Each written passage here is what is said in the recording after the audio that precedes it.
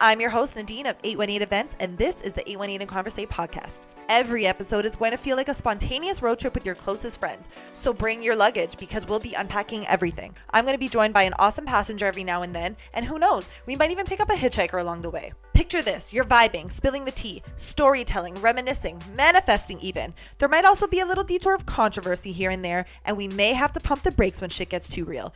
But it will always be a good-ass conversation and the road trip that you don't want to end. Episodes will drop the 8th and the 18th of every month, so in the spirit of a dope road trip, be sure to grab your travel snacks, crank up the volume, hop in the whip, and let's ride. This is episode 6 of 818 and Conversate, and I am so excited to have you guys listening today. This is going to be the June 8th episode, so if you're listening now, it's June 8th. Hopefully you're listening the day this dropped.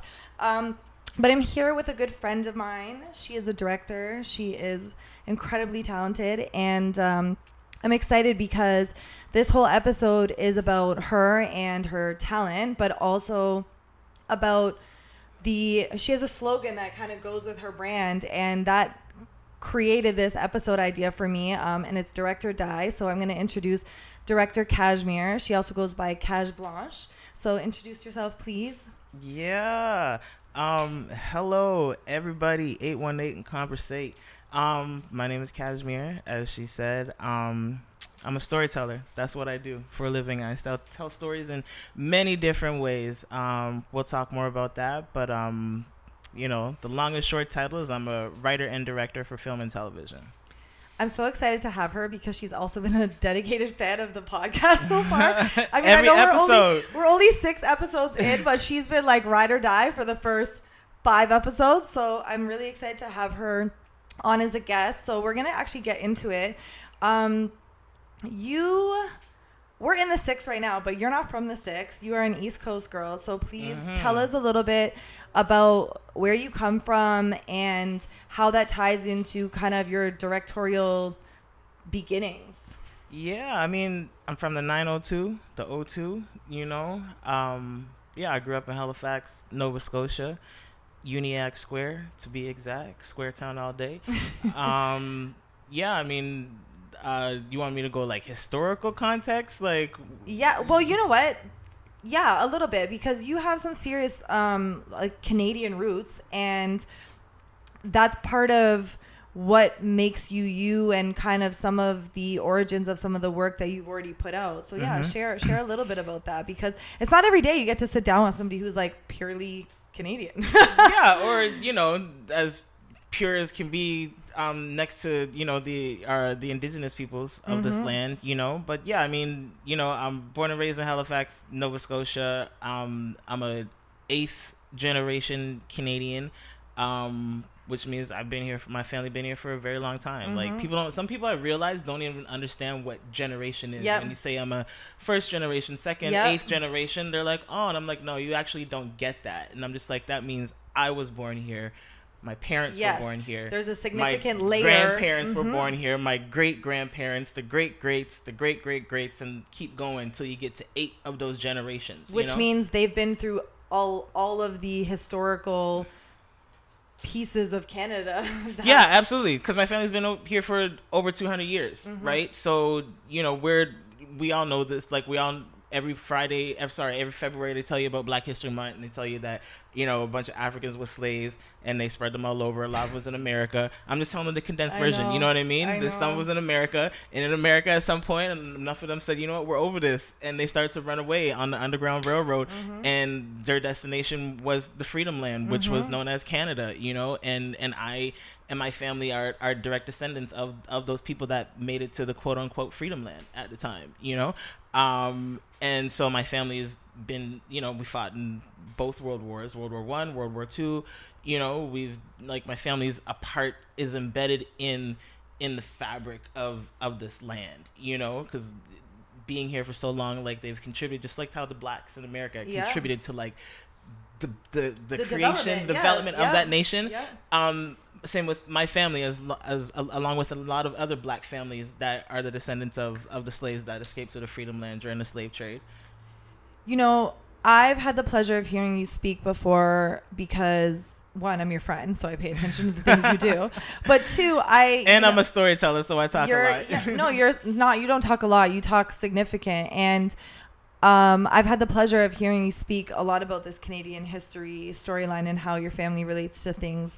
But you also have created something, a documentary that you had a lot of response to because it really touched on who you are, where you come from, where your family comes from, and how it ties back to Canadian history. So share a little bit about that. And, you know, you kind of shared what the family history is, but what inspired that documentary to come to be? Like, what was like, this is my idea, this is what I want to do right now? I mean, I always kind of had the idea in the back of my head. One of my uncles is kind of like the family historian. So he likes to research our family history, our family tree, you know, and connect all the dots and all that sort of stuff. Our family is a big Facebook family. It's the only reason I have Facebook. You know what I mean? Just stay in touch with the family. So if you ever reach out to me for business on Facebook and I never replied, that's why. Just tell her you're her cousin. Yeah.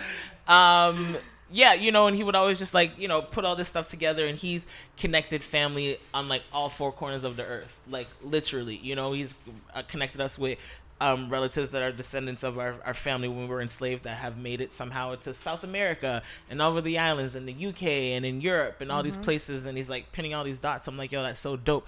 And we've even done like the ancestral DNA test through one of our closest direct cousins that's closest and a DNA connection to our enslaved relatives, because you know, over time families spread, you know what I mean, all that sort of stuff. So she did the ancestral DNA test, and we found out like an origin, at least where part of our blood comes from, like an origin point in Africa, you know, in West Africa, on Guinea-Bissau, with a tribe called the Jola peoples. And I thought that was dope. You know what I mean? And I was like, so I just kind of started to get this idea for what I was gonna do. Like, I was gonna call it the world's biggest family reunion. And like, I'm a filmmaker, so have a camera, just like follow me and meet all these people, my relatives in South America and in the Caribbean and the UK and in Europe, and then eventually, like, from my point, and then start and go back to the motherland where our family originally comes from, you know what I mean? And meet my people. And it would be like the world's biggest family reunion. Like, no one's ever seen anything like that, you know? Like, no one's ever seen anybody travel the world and meet so many people that you're related to that are spread across the whole four corners of the earth. So anyways, that was the original idea. But then I was approached by a network, CBC, to do a documentary, but a short form. And I kind of just like condensed this idea. Yeah, I took the idea that I had and I condensed it, because I just thought, I'm like, this is CBC, it's Canadian Broadcast Corporation, right? And I just thought, like, you know, every country has like a national broadcast corporation, you know what I mean? In America has it. In the UK there's the BBC, it's the British Broadcast Corporation. There's the Australian Broadcast Corporation, so on and so forth. And I thought about, when I watch these networks, like when you watch the BBC, you get a pretty good sense of like what life for like British life and culture is like, past, present, and future, from all walks of life, whether, you know, races and creeds and all that sort of stuff. But I began to think, when I watch CBC, I don't really get a sense of that. Very segmented. Yeah, because I don't see myself on there, and I'm an 8th generation Canadian. How can you be the Canadian Broadcast Corporation but someone who missing but someone who's the 8th generation of a people to be in this country doesn't see themselves represented? That's pretty Canadian, if you ask me. You know what I mean? So I developed this idea for the, you know, condensed that in that mind state, and pitched this idea to CBC, where I was like, I'm an 8th generation Canadian, but I constantly get asked about where I come from in my own country, just because of the color of my skin. Because if I tell people, if I were to tell you about my family and say they're an 8th generation Canadian family that have served for military in both world wars, have made significant contributions in athletics, politics, entertainment, all these things, but leave out the fact that we are black, everyone would assume they're a white family and not question it. You know what I mean? But the second I put a picture of my big, beautiful black family next to that context, they're like, hashtag, nah, where are they from? Yeah, where are they from? Where are you really from? Yeah. You know what I mean? And I get asked that question all the time. It's like, where are you from? I'm Canadian. Oh, where's your mother from? Because the origin of this conversation is me kind of saying, like, I'm blown away at the fact that a family could have such historical Canadian roots, because almost everybody I know is not multi-generational Canadian. Their parents come from somewhere else and migrated here. But it's funny, it's because a lot of Canadians think that way, but it's usually Canadians that like live in cities like Toronto. Because if you live in cities like Toronto, Montreal, Vancouver, yeah, that's pretty much Canada to you. Yeah. But this is a big ass country we live in, and outside of those 3 cities, that is what Canada looks like. It's a bunch of multi-generational. It's growing now. Like even in Halifax, there's large Asian communities. There's always been like a large Lebanese community there since the early 60s, things like that. It's a university province. It's some of the top universities in the country there. So there's a lot of international students that have gone to the schools and they stay there now. But for the most part, it's just a bunch of Black Canadians, indigenous peoples of this land, and I call them the settlers. You know what I mean? The white people. Like that's what Nova Scotia looks like, and that's what Canada looks like. But that's the whole reason why I made that document, just because people will keep wanting to question like where I'm from and they question what my culture is like. You know what I mean? Was the CBC, I mean, we don't have to dive too deep into this, but were they like, great idea, or did it take some convincing to be like, this is what I want to do, and I think... No, they were right from the bat. They were like, yeah, it's a great idea, because I didn't give them a choice to, because I literally said to them, like, you guys are the Canadian Broadcast Corporation. I am an 8th generation excuse. Canadian. In my meeting, I said, I'm pretty sure I'm the most Canadian person in this room right now, and they couldn't say no. So I'm like, you know what I mean? So... let's like go backwards a little bit. Yeah. Before the documentary, before you got your foot more in the door with the CBC and stuff like that, who was director Cazhhmere? What was the origins of like being a director? Tell me about it. And a storyteller. Director Cazhhmere was a quiet kid that grew up thinking she was gonna be a superstar. I like that. Really, I thought as a kid I always wanted to be the star. I thought I was going to be this big singer and then have the diva life of like a singer. So you become this big pop star, and then because you're a pop star, now they want you to do movies. You know what I mean? And then now I'm a pop star, movie star. Oh yeah. And then living this big, rich, lavish life, traveling the world and all that stuff. That's what I thought it was going to be, but who was your motivation for that? Michael was it Jackson. Janet or Michael? So really and truly, it's my mother, to be honest with you, because my mom was a music lover herself. Yeah. She loved the Jacksons, the Jackson family. She grew up loving the brothers, the Jackson 5, and so on and so forth. And then like Michael Jackson, the first concert I went to was like the Thriller era. Okay. I was like 3 and like a baby, and she only took me because she couldn't get a babysitter.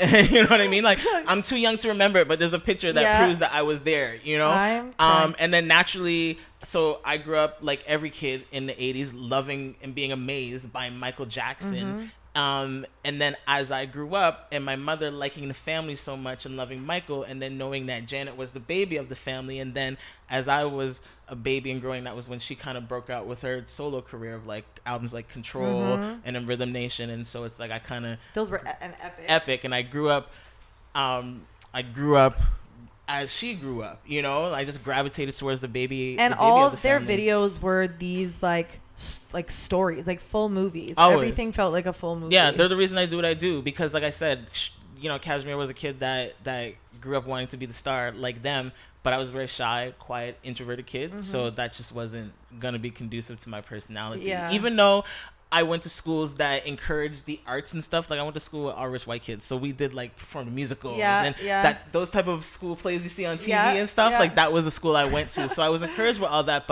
And I did all those things, but I was always very shy, like So I gravitated towards the storytelling that, like you said, artists like Michael, Janet, Madonna, Whitney at the time, all their videos were like stories. Yeah. And I loved them. And because I love music and because I thought I was going to be an artist, I would always like, my journal was like making up ideas to music videos for all the songs I was listening to. Like I didn't have the usual diary, like, because diary today, blah blah blah. My diary didn't journal. Like me and say hi. Yeah, I did. Exactly.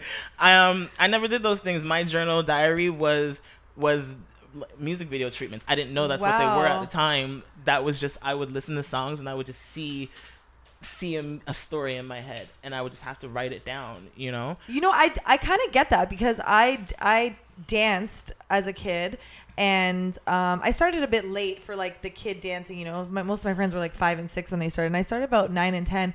But when I started, for me, every song was a dance in my head. I could choreograph a dance to any to any song that I heard and created like a vision for it in my head, kind of the same way. So I totally do the same thing. I grew up an only child to the age of 10. So, and I was raised by a single black mother that worked very hard. So I spent a lot of time entertaining myself. Using your imagination. But my imagination was not like your regular kid's imagination. Like my make-believe was like make-believe Hollywood world. So like I said, in my head I was the star. So I would play music. So I'd pretend to be like the artist, right? And I'd be like, okay, we're on set. We got to shoot my music video. And so then I go in my living room. Jump back and forth. Yeah, I jump back and forth. I pretend to be the director and be like, okay, so I need you to do this. And then I jump back and be the artist. And be like, okay. It. Then I would turn and talk to my backup dancers and be like, so the director needs to do this. And they'd be like, all right, let's go, action. And then I run the playback, the music. And then I jump in my position. Yeah. Perform whatever song it was, but then I'd get like diva attitude, like no, cut, no, that was all wrong. I'd curse out my backup dancers. I'd have like tantrums and stuff. Run it again. Crying. This is the best conversation. That was my life. Like I legit played. Like it's funny because I tell people like I do for a living what I used to legit make believe do in my living room when I was like 9, 10, 11, 12. I love like it. You know what I mean? Like that's what I did as a kid. So anyways, how did I get from that to where I'm at now is, I went to university because it's what I was told to do. Mm-hmm. You know what I mean? My mom went to university. My mom's a university graduate. So, I was encouraged to do that. There was no discussion about it. You know what I mean? Didn't study anything remotely close to what I do now. After that, same. I decided, all right. I actually thought I was going to be a lawyer.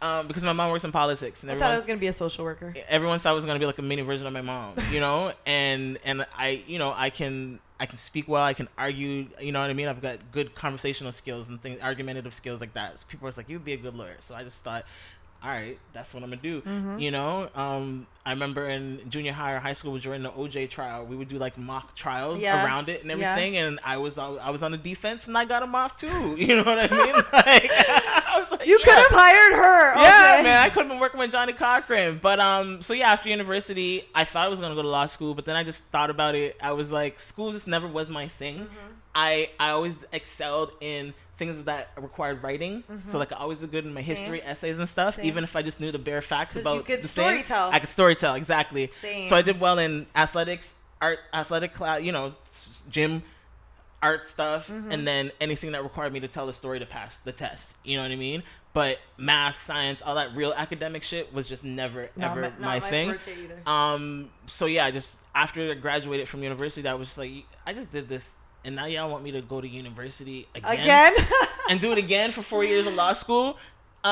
And then just to get a piece of paper that says I know how to practice law. But then I got to study for another year to take the bar exam just to get another piece of paper that says I can practice law. Yeah. I was like, nah, I'm not. I respect it. I'll make a movie about law. Yeah, exactly. Yeah, I was told my mom, I was like, I'm not doing that. I was like, I want to go back to school, but I'm not doing that. She's like, what do you want to do? I said, I think I want to go. A friend of mine was going to school in Toronto because I went to university in Halifax. Mm-hmm. And when I came back to Toronto, a friend of mine was going, she was studying fashion design at the Toronto International Academy of Design and Technology or whatever it was. And I just thought her homework was so cool because it was just her portfolio and her drawings and stuff. And I'm like, yo, that's so cool. And like I said, I was always that artistic kid.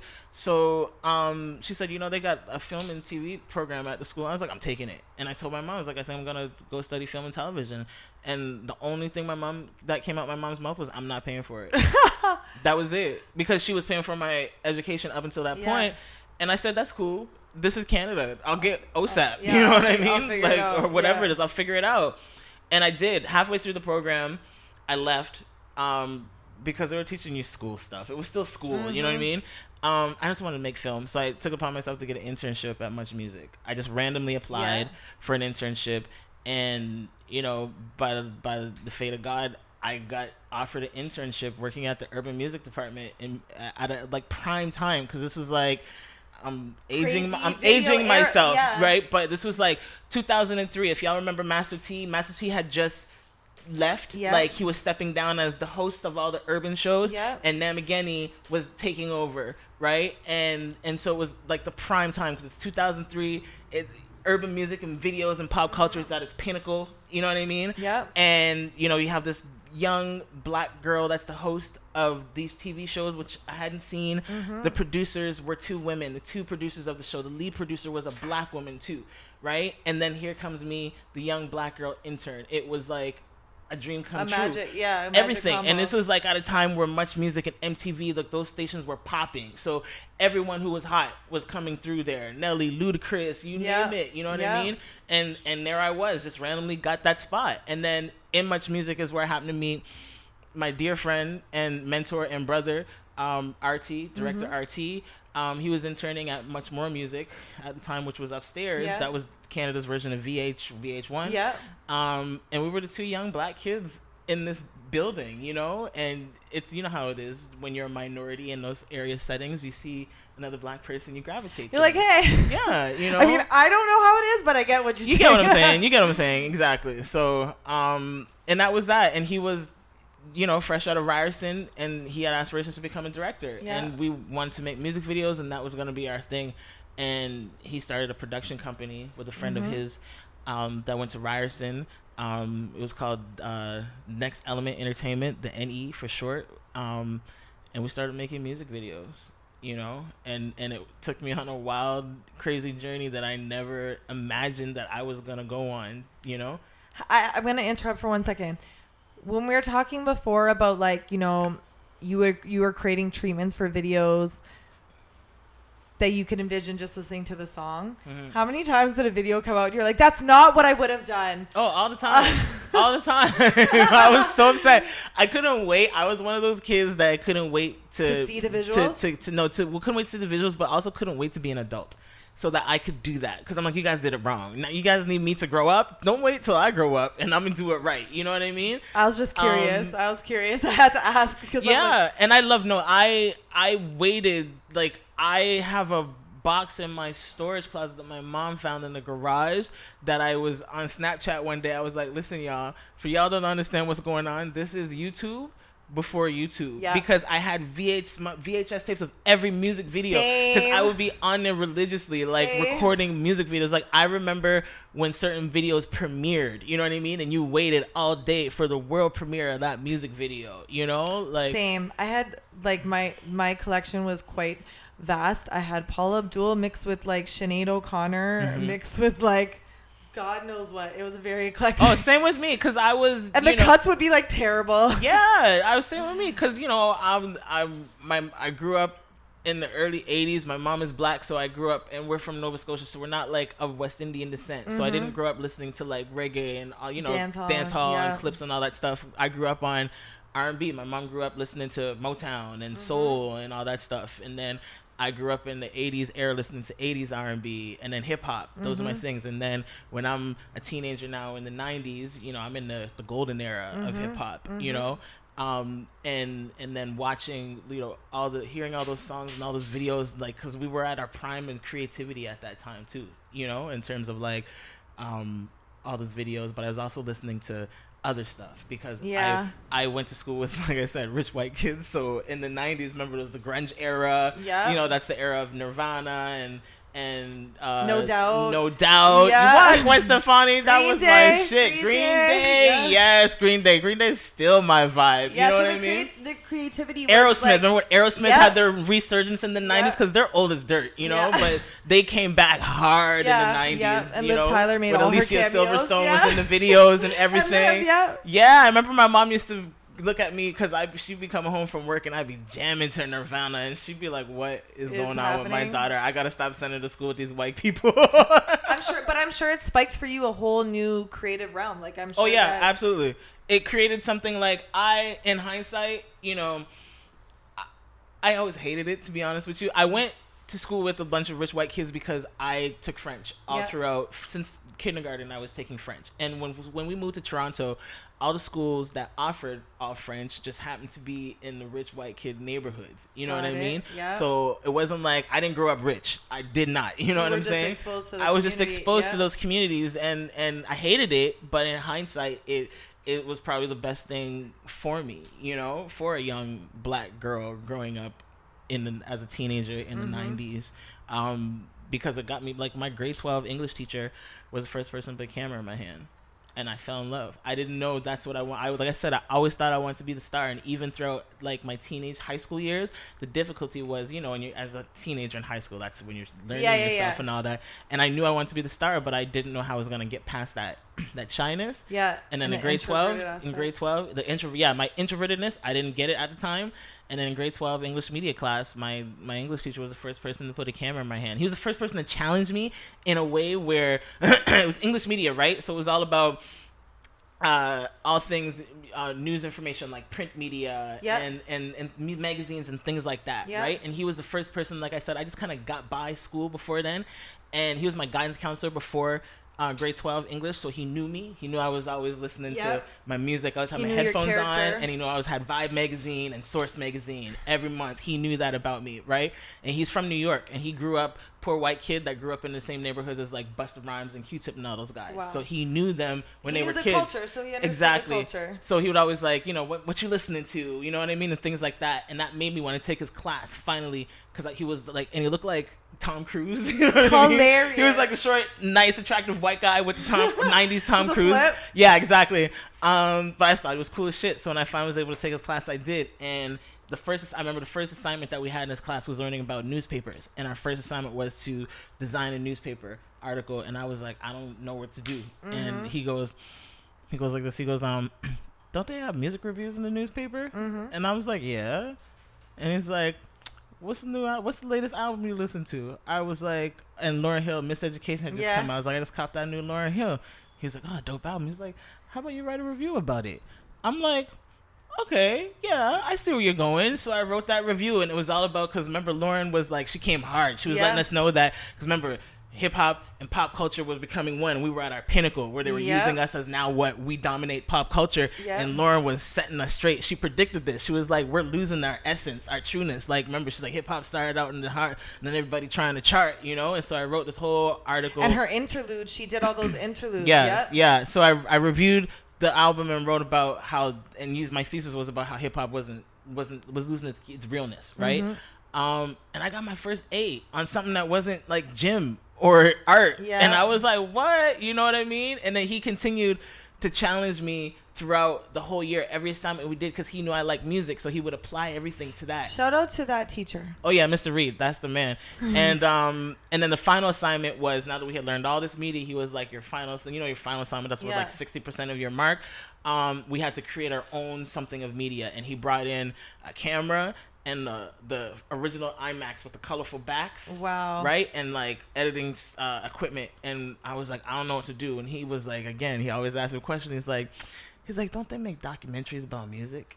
I was like, yeah. And then he was like, so how about this? He's like, how about we take the thesis of your newspaper article about how hip hop is not keeping it real no more, and how the media is using it as a cash cow, and turn that into a documentary. I was like, yeah. I've been friends with you for how long, and I've never heard this story, and I'm just so in awe listening to you. Yeah, no, he's a big part of why I do what I do, and it blew my mind away. Like I said, he's the first person to put a camera in my hand, and I fell in love. He helped me it was my first time at Much Music. He helped me get interviews with people at Much Music, like Universal Record. I went to a record label for the first time. Like, I felt like what I do now, you know what I mean? And I fell in love. I was like, oh, people do this for real, like, and they get paid for it. And in that moment, all I could wait was, I can't wait to grow up and do this. I got to graduate high school now. Yeah. You know what I mean? I literally graduated high school. Sir, can we speed this along? Yeah, I graduated high school a year early. And plus, I'm born in January, so it's always the oldest kid in my class. Yeah. So in high school, I always hung out with the kids that were my age, which meant they were the grade ahead of me. Yeah. So I was like, they're about to graduate next year and leave me behind with these young people. And it was like, that can't happen. So I was like,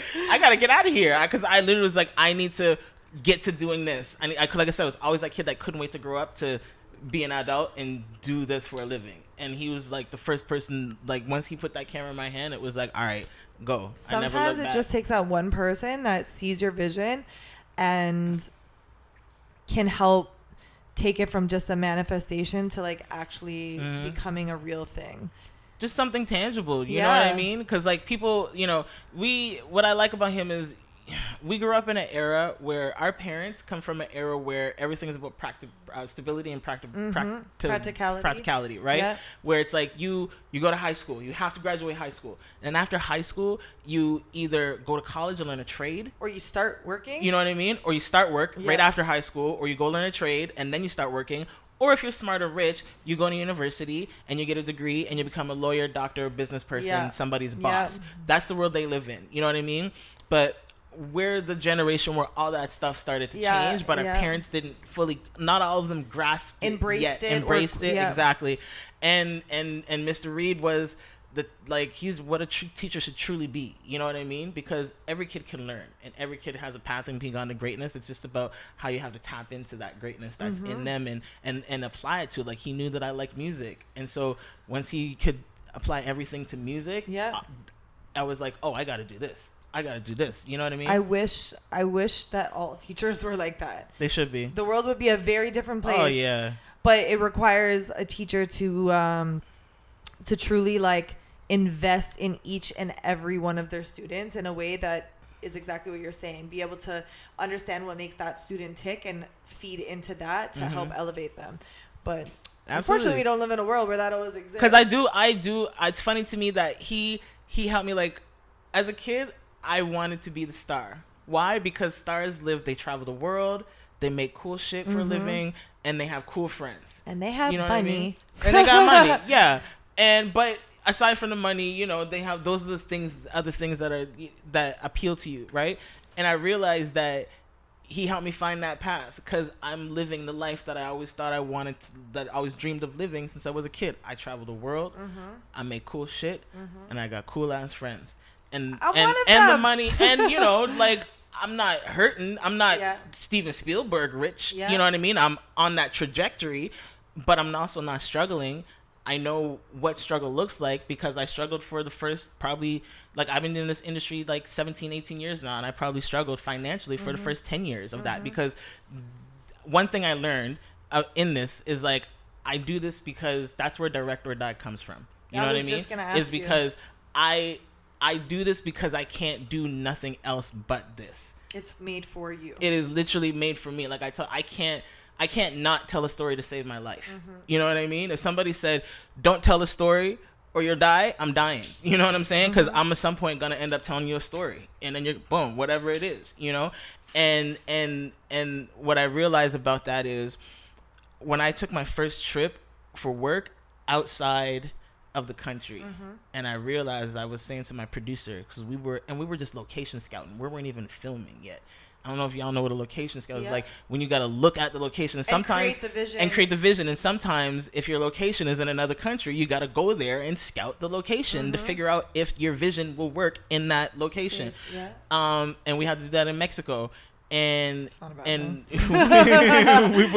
we were at the resort after a day of scouting in Mexico, and we're in the pool, and I was like, wow. And I'm like, you know what, John, as my producer, I was like, when we were kids and we dreamed of being filmmakers and stuff, I'm like, we wanted to travel the world, make film, make money. And I'm like, we may not be Steven Spielberg rich, but we're traveling the world and we making film. And that's really fucking cool, man. And I just want to do this even if the Spielberg money never comes, this is pretty dope. You know what I mean? Yeah. Forever. Yeah. And I realized, I always tell people, I teach, film and stuff like that. And I do, workshops and things with the Remix Project and other organization stuff. But I always tell people, the first thing I say is, listen, if you're in this industry to make money, quit right now. Because you in it for the wrong reasons. You know what I mean? Because the money may or may not come. Yeah. And it took legit a good 10 years for the money to start coming in for me. And realistically, where we are sometimes makes things a little bit more limiting in terms of opportunities. Absolutely. You have your foot in the door with a major network, but not everybody has that opportunity. They have to really climb their way to the top. And we've talked about this in terms of the music industry and being a music artist, but the same applies behind the scenes as well, right? Toronto offers a lot of opportunity if you are connected, if you are able to make an impact and stay in a network of people, but sometimes it could be limiting as well. So for you guys to not be in a place like LA or New York or wherever else, film is huge, that for you to feel you know, that you've come so far is incredible. But then also to say to people, like, you do have to be realistic about the fact that, like, if you're just in it for the money and not your pursuit of passion, then yeah, you're in the wrong industry. Go get and not to say that being in LA is a guarantee of that as well, but you know, there's some opportunity. There's a lot more opportunities to network, I would say. No, for real. If you're in this industry, like, if your main intent is to make money, just quit right now. Like, go get a job or sell drugs or something, because you know what I mean? Yeah. Like, because there's easier ways and a lot, like, less stressful ways to make money than doing this. You know what I mean? Sometimes I'm like, why do we do this? Like, why would anybody want to put themselves through what us as filmmakers and people and creatives in general put ourselves through? Why would anybody do that? You got to be pretty messed up in the head to do that. And I'm messed up in the head. You know what I mean? And I embrace it. I based the whole episode really on that slogan, your Direct or Die slogan. And I was going to ask you, you know, where did that derive from?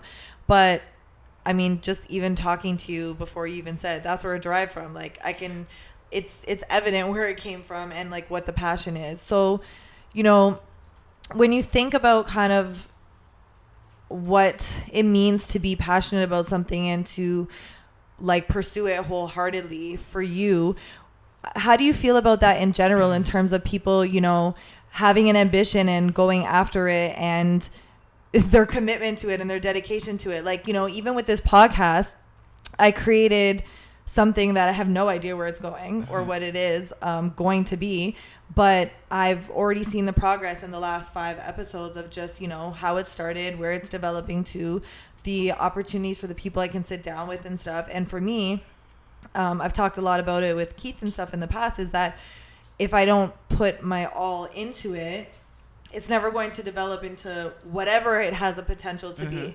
So for you, like, you know, that 10-year, you know, you talked about you didn't really make the money for the first 10 years. Like, what was that persistence like for you? Like, what was the difference between then and now and, like, really pushing forward? We have a guest on the show today. Besides Cazhhmere, Fetta's really decided to make an appearance behind my booty over here. Right? If you have any beautiful girlfriends for him, please let us know, because we're trying to make some more Fettas. He's looking for a bae. Yeah, he's looking for a bae. Oh my goodness. It's hot boy season right now. So Fetta's on the prowl. He decided he needs to be here for this one. Yeah, right? Show off, baby. Show everything. He knows what he's doing too. Look at him. He's like, come get a good look. If you're listening, I have no idea what we're talking about. You're going to have to tune into this on YouTube, because it's not to be missed. But yeah, talk about that endeavor, that, like, really following your pursuit of passion, because a lot of people who may not be aspiring to be a director but a creative, like we've talked about, there's a lot of challenges. Like, where were you then and where are you now? Kind of like, what has kept you going? I mean, the main thing that has kept me going is really the slogan, the mantra, direct or die. And it comes from a true place. Because although, like I just said to you, like, that's where it comes from, but it truly comes from an actual, like, event and place and time in my life where I literally almost died doing what I love to do, which is this. Like, I used to work with a lot of music artists. So I was on tour with artists at the time. My cousin Jordan JRDN and Danny Fernandez. We're on a cross country tour across Canada. We're in Montreal. I doing what I do, playing double duty. I double book. So while on tour with them, I had to be in Toronto for a day to go shoot a music video. So we were in Montreal. Had the show that night. I needed to be in Toronto by 9 a.m. the next morning to shoot the video, and then later that night, at the end of the shoot, make it back to meet them. I think the next date would have been either Ottawa or whatever cities after Montreal. Keep going east. Anyways, I left Montreal. I drove back to Montreal by myself. Oh, you were doing the driving. That wasn't the intention. That was not the intentions. But the show ran late, and so one of the backup dancers that was supposed to drive with me I had to leave. I was like, they were still on stage. I'm like, you guys, I gotta go. I'm not gonna make a 6-hour drive. I'm not gonna make it back to Toronto in time for the shoot. So I left, drove by myself. I have a tendency to fall asleep with my eyes I was gonna say open. tired. I'm a dreamer, and the drive's boring as well. And it's not even a tired thing. It's just with my eyes open. Yeah. Like literally, it's like sometimes you see how dogs fall asleep with their eyes open. Like that happens, and it's like to me, it's like a flicker. You know, it feels like it could be 2 seconds, A or it film could have been shutter's happening. yeah, or it could have been 2 seconds, or it could have been 2 minutes. Who knows? And it happened while I was driving. One minute I was driving straight on the highway, and then next thing I know, I'm about to hit this pole, and so I panic and I cut. And I hit the brakes and I cut, and this car started to spin, and it kept spinning. And next thing you know, it started to flip, and the car flipped over 4 times, landed on the driver's side. Quick story: I climbed out, survived. Somehow, the first person I called. How does she make an accident a whole cinematic experience? Who knows? But it's Cazhhmere. But I climbed out. No, I literally climbed out the passenger side window. Oh my God. It was like 4 a.m, so only one truck driver was on the road. So he saw the whole thing go down. I climb out, go to him because he pulled over. Climb to him. He was like, honestly, I thought I was watching the Michael Jackson Thriller video because he was like, from what I saw, you should be dead. But he's like, out of nowhere. He's like, I saw a car wreck, and next thing I know, I just see somebody start crawling out the car, gosh. and I'm like, yeah, and I'm like, I need your phone, bro. And then the first person I called, not my mother, not a family member, the producer of the music video that I was going to be shooting. Yeah. And I'm like, what do I do, bro? And he's like, first of all, are you okay? I'm like, I'm fine. I'm calling you. Like, how I get to set, man? He's like, deal with that stuff first. Call your mom, do whatever, deal with that. So anyways, I call my mom. Mom comes and gets me. Please, the ambulance, everything comes. I'm fine. The car's a wreck. The car is totaled, but I'm fine. And I'm like, Mom, I need to get to set. So Mom comes and gets me. We drive. We're outside of Belleville. I drop my mom at somewhere like Ajax at a relative's place, and then I drive downtown to the shoot. I got mud in my hair, mud on my clothes, everything. And I did the whole shoot.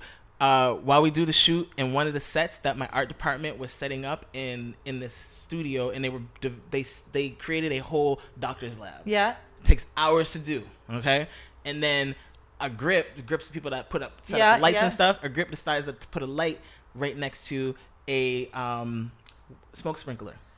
So we rehearse. Everything's ready. Boom, boom, bap. I'm like, hey, we ready to shoot? Perfect. I walk back to the monitor. As I'm walking back to the monitor, I hear this crash like lightning, and I turn around and everyone's running the opposite way of me. I'm like, what the hell's going on? They're like, it's raining on the set. I'm like, what do you mean it's raining on the set? We're indoors. I go back into the room, and it is raining inside because those lights are hot, right, on set, and it set off the sprinklers. Oh my God. I'm like, I almost died. I survived a car wreck. I make it to set, all for it to rain indoors on my shoot. When it rains, it pours. Yeah, and I'm like, I had to walk away from everything. And at that point in time, I literally was a moment where I was like, I feel like God was trying to tell me something, because I had been doing it for a while. I had been maybe at least 7 years into my pursuit. And I'm busy working, but like we were talking about, that financial thing doesn't come right away. I was like, but I'm still a struggling artist. You know what I mean? Like, I still got to borrow money from my mother, you know, even though I got music videos that are playing on Much Music all the time, and I'm getting nominated for MMVAs and things like that. Yeah. And I was like, I feel like, and I go, here I am, I almost died just to get to this shoot, all for it to fucking rain. You know what I mean? Yeah. And I'm like, maybe God is trying to tell me that you gave it a good try. You had some fun. You traveled. You made some cool shit. Maybe it's time to like go get a real job.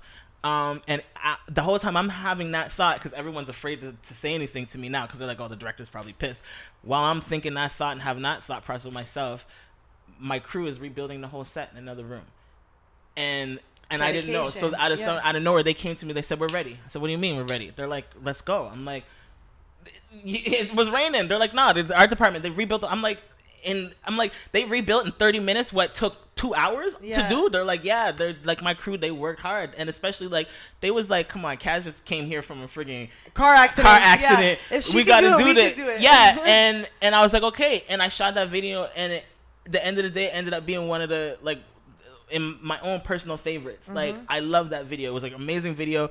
It turned out great. A lot of money went into it, a lot of work and everything. And then I realized in the next morning, I realized, I was like, nah, God wasn't telling me to stop. He was telling me to go harder, because I was like, I literally almost died, and I didn't. And so many things tried to stop me from getting that done, and I still got it done.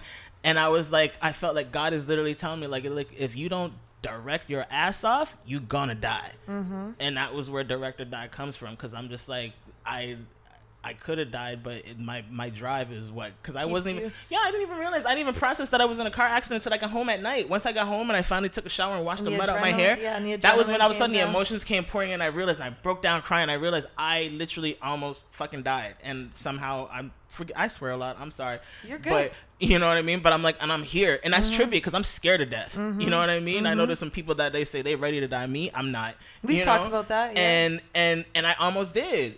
And and then even that I realized, I was like, I came face to face with my number one fear, which is not being here. And still kept going. And I'm still here. And it was all for my passion is what kept me going. That adrenaline. I feel like if I hadn't have been all about that, it might have been different. You know what I mean? And so I realized like God is telling me like direct or die. That's your choice. You know what I mean?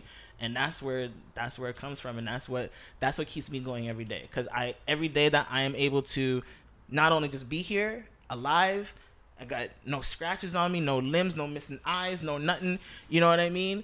And breathe and all that, but also every day that I'm able to do what I do is a gift from God, you know what I mean? And I gotta appreciate that. And that's why I'm like, I gotta keep doing it, because I literally feel like directing for me is like breathing. And if I'm not directing, I'm not breathing. And when you're not breathing, you're dead. I'm just taking it all in. that was a moment. Take a second and just like give yourself some kudos, first of all, for enduring that. But give yourself a moment to like, for listeners and whoever's watching, to like understand some of the accolades that you've been able to accomplish or receive through your career so far. Like, you have a plaque sitting beside you, but like you have plaques kind of all over the place. But like, talk about some of the most, I guess, significant, and it doesn't necessarily even need to be awards, but just like some of the most significant moments so far to you that truly embody, you know, that dedication to your craft. And I mean, the plaques are definitely one thing. I mean, the plaques are cool because, like I told you, you know, 4-year-old Caz wanted to be the superstar. Yeah. I wanted to be the artist. Like when you walked in my house, you saw all the Grammys and all the plaques. But then I was like, it was when I was committed to being a filmmaker, I was like, that's out the window. You know what I mean? But who knew that I would still get my plaques? You know what I'm saying? You know, because I've worked with a lot of artists that have had a lot of success, you know, that have gotten, you know, platinum singles and gold singles and all that sort of stuff, and I've contributed to that, you know? So it's like I still got my gold plaques, I still got my platinum plaques, which is cool. For me, I'd say like things which is awesome is like I've worked with Snoop Dogg, you know what I mean? Snoop Dogg was the first CD that I bought with my own money, Doggy Style. My mom wouldn't let me buy it. And the explicit version, remember when they used to have clean and explicit versions? And I remember, I remember I snuck to Zellers. Like I had my allowance money because mom wasn't even buying the clean version for me. I was like, Mom, but it's clean version. She was like, listen, ain't no album called Doggy Style got a clean version. I'll tell you that much. And I was like, nah, I'm telling you, Mom, it's clean. She still wouldn't buy it. So I snuck to Zellers and bought the Doggy Style explicit version.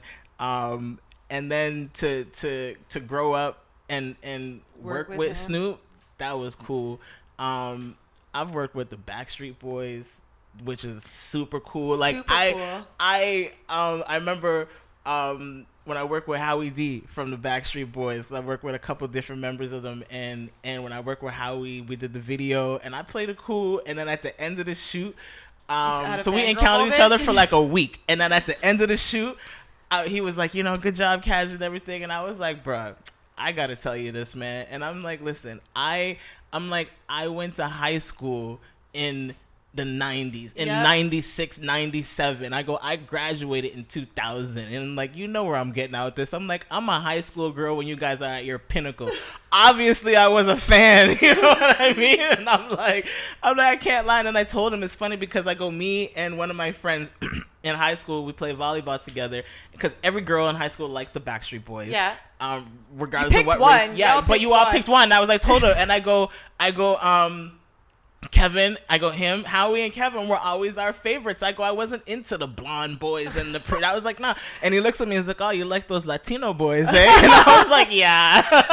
And I'm like that's cool to me because I'm like, come on now. Most high school girls would have dreamed just to see a Backstreet Boy walking by, and I'm like, I worked with a couple Backstreet Boys. You know what I mean? I worked in a club and Scary Spice came. This is like, I don't know, less than 10 years ago, but Scary Spice came to the club and I didn't know till she was on her way out, and I heard the voice and I was like, did I just miss a Spice Girl in the club and no one told me? And my friend was like, yeah, who cares? And I was like, I care. Yeah, no, I totally care. So I literally said, I go, I got to be professional about it. So I didn't want to mention it before, but I'm like, we're done That job's done. Yeah, that job's done. So I'm just like, we got our pictures, and he was like, oh, Kaz, like he gave me some hugs. I was like, oh my God, I got hugged by Howie. I immediately like went on Facebook and went to my old high school friend. I was like, girl, guess what? And she was like, what? That's awesome. God. But like, things like that. And, I've traveled the world. You know what I mean? Like I've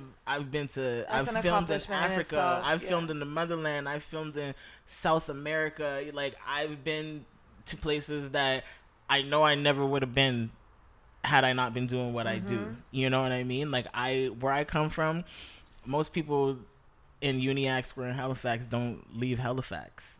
You know what I mean? And it's crazy enough that not only have I left Canada, like I've been to the four corners of the earth. Like I've been to every continent except for Asia, and I was actually supposed to go film in Asia last year, 2020, but we all know what a bitch that year was, so, and it's still gonna happen. We just had to, things just get pushed in projects and stuff like that, but just have to adapt. Like these are the things that I dreamed of as a kid. I just didn't know that it would be in this way, but this everything that I've dreamed of since I was a kid, I've done. I've seen the pyramids. I love the pyramids since I was a kid, and that's freaking cool. And I've got to film them, and I got paid to do that. You know what I mean? Like that's cool. I get paid to travel the world. That's amazing. And create a story out of it. And create stories out of it. And that's awesome to me. And obviously the awards and things like that, like MMVAs and film festivals, like all that stuff is great.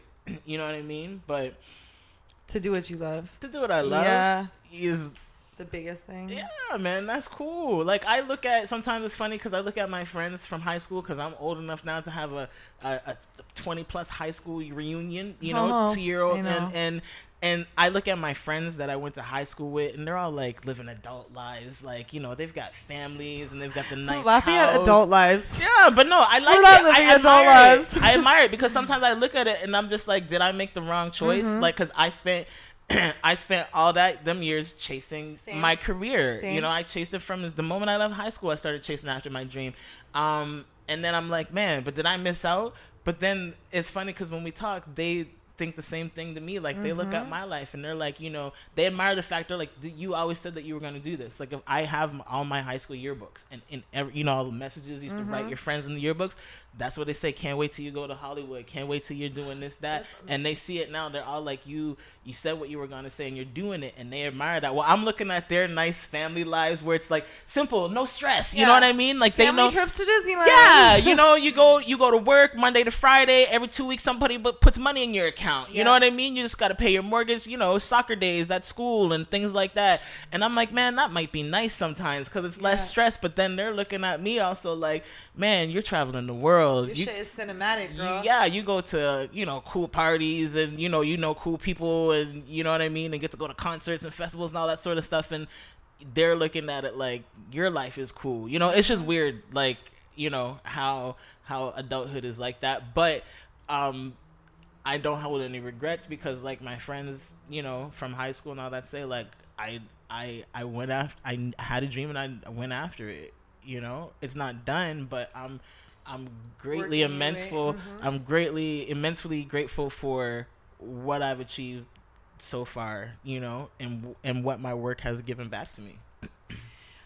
Knowing that you sit down with younger people who are aspiring to do what you do or something in the same realm, the same industry, what is like, besides the, if you're in it for the money thing, like what's a major like takeaway for some of these people or just anyone who's like really pursuing their passion wholeheartedly, like what's a major takeaway for you that you would tell them? I mean, I guess something that I would say is, like, not everybody's gonna like you. You know what I mean? Like, if you're making art for everybody to like, not to say you don't want it to be good, you know what I mean? But you shouldn't be making it just for people to like. Make it for a purpose. You know what I'm trying to say? Yeah, no. I get what you're saying. Because not everybody's gonna like your stuff. Quality. Yeah, it should have a standard quality. It should be good, and you should put your whole heart into it. Fan. But not everyone's gonna be a fan. So who cares? Yep. You know what I'm saying? Yeah, just make it for the reason that it's supposed to be made. You know what I'm saying? Like, I love that. Even now, like, you know, I write for film and TV, and I'm working on, you know, TV shows, and I'm working on my first movie and things like that. And it's like, you know, my film is all about like hard-hitting topics. You know, it's about racism in Canada and systemic racism and abuse of authority and things like that. And people are like, yeah, but we've seen all those movies. And I'm like, have you though? Yeah, I was gonna say, but have you? So if you've seen them, tell me why people seem to think that systemic racism in Canada doesn't exist. Yeah. You know what I mean? And it's like, well, people may not like all that. You know, like Canada likes to, like, they sweep everything under the rug. Yes. And people may not like that you're like showing the ugly face of Canada and stuff. I'm like, I don't give a shit. You know what I mean? I'm like, people need to know this, you know? People don't like to come too close to, you know, the mirror. They don't want to see themselves or see where they're from or what they represent at too close of a view. Yeah, like people may have a hard time accepting that, or might be a hard pill to swallow. And I'm like, I don't care, because you know what's a hard pill for me to swallow? The conditions that my people live in, and to watch on a daily a country tell us that this doesn't exist in the very country we live in. But it continues to do. But it continues. Yeah. You know what I mean? I'm like, that's what I care about. I go, I'm not making this for you. You know, I'm not making this to make white people or non-people of color to feel good or comfortable about themselves. I want you to feel uncomfortable, because y'all are too comfortable in this belief that systemic racism doesn't exist in this country. You know what I mean? And that's why I'm making this story. I don't care if people don't like my movie. You know what I mean? They will, you know, because I know it's going to be good. But I'm not worried about that. It's going to resonate with the right people. Exactly. And for the people that it doesn't resonate with, it's actually still resonating because it's working backwards. Like, people, it's not resonating because it doesn't sit well for them, chances are. You know, I think that's such a good message, you know, and that doesn't just go for creating films or creating, you know, music or artwork. It really just goes for anyone in general who's creating something that they're passionate about, whether, you know, it's in a whole different industry, but it's not everyone's going to like what you do. But if you're passionate about it and you're on the do or die, direct or die vibe mindset, I think you'll execute it in a way that continues to be, you know, shows your commitment and your dedication to something. So just a little bit, I wouldn't say off topic, it's still all about passion and dedication, but like myself knowing you, you know, you are passionate about fitness and you're passionate about boxing and basketball. So talk to me a little bit about that and like, you know, how that plays into, you know, who you are and part of what you create as well. I mean, like, because you're pretty hardcore when it comes to athleticism. Yeah, I mean, I grew up an athlete. Although I always thought that I would, like, deep down I want to be the superstar. For a long point in my life, I thought I was gonna be an athlete because I was good at it. Like, when you're the, like, one of the handful of black kids at a white school, you know, let's be real, they assume that you can play every anything. sport.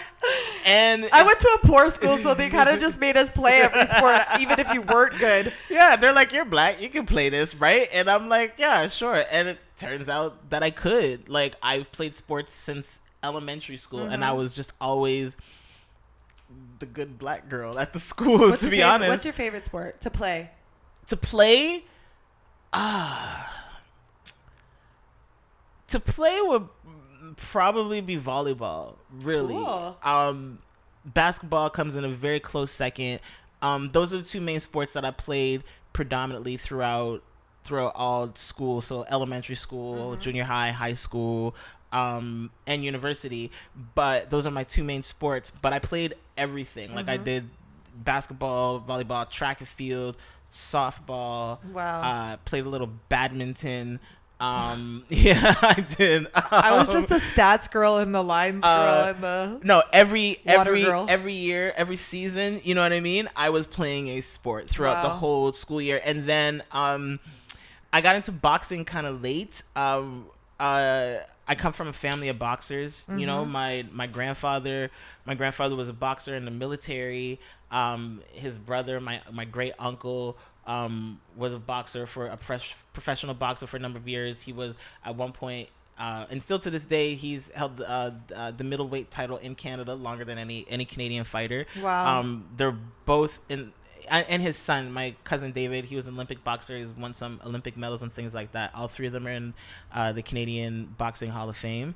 And yeah, it's just I'm athletically inclined. It's always been a thing. Like as a kid, growing up, I have a large family. We have a lot of cousins, as you know, but I was at an age where all the girl cousins were either too old to care to hang out with me or too young for me to want to hang out with them. So all the cousins my age were the boys. So I grew up like a tomboy. So I knew how to throw a football, you know, like I know how to make it spiral. Like we dug in the dirt, you know, we did all those things. So yeah, anyways, I got into boxing like late, like as I was pursuing my career, right? I had stopped being physical. And it was actually starting to like have a toll on my body. Like my body was literally deconditioning itself, and it was giving me like really bad chest pains. And my doctor, like we went to specialists, did all kinds of cardiology tests and things like that. And then my doctor gave me the diagnosis. It's like basically your body is saying, "Girl, get your shit back together." It was like we're used to being my whole life, my whole entire life. Like I wake up early to this day, like even if I'm just laying in bed, because my body is just like programmed. Like I would wake up early to go to practices, all that sort of stuff. And he literally was like, your body your whole life has been used to being one physical way and in a physical condition, and now you're not doing that and you're forcing your body to go into a different physical state, and it's like we don't like shut this. Down, yeah. And so he was like, you gotta start doing some physical activity. So I just started. A friend of mine that worked at a label here in Toronto would just go work out at a boxing gym and take like little boxing classes. Yeah, I do it too. And, I used to do it too. And so, but it was at like a real hardcore boxing gym, Cabbagetown Boxing Gym, which is a legendary boxing gym here in Toronto. And I went there, and after the first little class, you know, when the coach does like pad work with the ladies, you know what I mean? And it was like mostly a bunch of like middle-aged white ladies that were in his class. And then here I am, and he's like doing the pad work. He's like, all right, 1, 2, and I just go pop pop. And he's just like, and the sound, the sweet sound, the first punches, that first 1, 2, he just stopped, and he was like, huh, okay. And he's like, do it again, 1, 1, 2. I was like, pop pop pop. And it was like, he stops, and he's like, where are you from?